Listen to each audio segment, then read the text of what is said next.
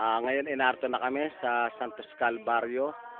Ngayon ay Mayo 25, araw ng kapiyastahan ng Santos Calvario, kung saan ito yung araw ng pagkakatuklas ng banal na Santa Cruz ni Reyna Elena kasama si Haring Constantino. Ito ang araw kung saan ay ipinagdiriwang ang pagkakatuklas ng banal na Santa Cruz ng ating Panginoong Hesukristo mula sa tuktok ng Calvario sa paghahanap ng mahal na Reyna Elena at ng mahal na Haring Constantino. Salukuyang narito yung mga mananalangin ng Cinco Bucales Siete Virtudes at ng ibang kasamahan ng mga pulahan ng Sagrada Pamilya, mga mistika, at kasama ko yung mga dayuhang at mga kabataang mag-aaral sa karunungan at kapangyarihan at kautusan ng banal na kapangyarihan. At ito yung aming kasamang bago, si Gilbert. Ano pilido mo, Gilbert? Magaporo na taga Antipolo Rizal at ilang mga kabataang mga taga-Balanga. Pumanhik kami rito sa Mount Banahaw upang manalangin, humingi ng tawad sa mga nagawang pagkakamali at pagkakasala, at kasabay din ang aming kahilingan ng mga taong humihingi ng kalunasan at kagalingan sa kanilang mga karamdaman.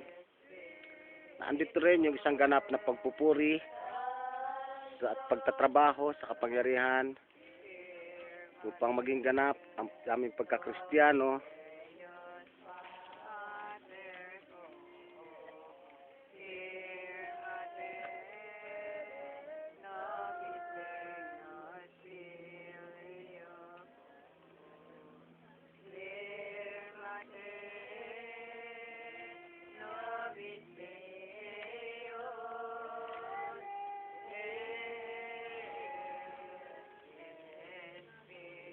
Espiritu Santo,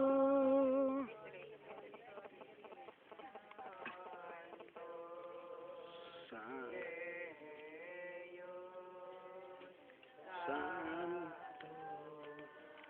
Fuerte. Kung makikita nyo sa aking kanan ay yung San Cristobal. Po sa kaliwa, medyo ito yung nadun po sa tabi ng Mount San Cristobal. So malayo-layo, makapansin natin yung Mount Makiling, saka yung Masalcot. Ito yung Mount Masalcot.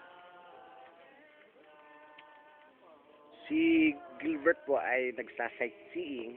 Siyempre, yun po yung kanyang kagustuhan, hindi po natin pwedeng hadlangan, pero alam po natin pagdating na araw ay matututo. Muling magbabalikan dito sa santong lugar upang mag-aral. Tuwing Mayo 25 po, marami ang napunta rito sa Mount Calvary para mamiyasta o maghain ng pagkaing panalangin para po sa kapangyarihan. At ibinibigay rin po nila ang kanilang sarili bilang isang haing buhay na naglilingkod sa kapangyarihan ng Amang kataas-taasan at sumunod sa aral ng dakilang anak na si Kristo Jesus na aming Panginoon at tagapagligtas, at siyang tagapamahala ng lahat ng uri ng kapangyarihan sa langit at sa lupa man, sa nakikita at sa hindi nakikita, may buhay man po at wala. Ito rin yung kapanahunan kung saan muling natagpuan ang krus ng Panginoong Hesukristo.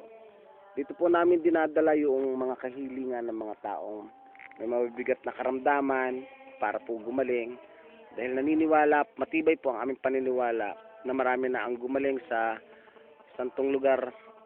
Oras na dinala mo ang pangalan o inihain mong ganap ang pangalan ng isang taong may karamdaman. Pagkat walang imposible sa Diyos, kapag ka may trabaho at paggawa sa mga adhikain at kagustuhan na iyong dapat gampanan, binibigay po ang katuparan. Salamat po at magandang umaga sa inyo.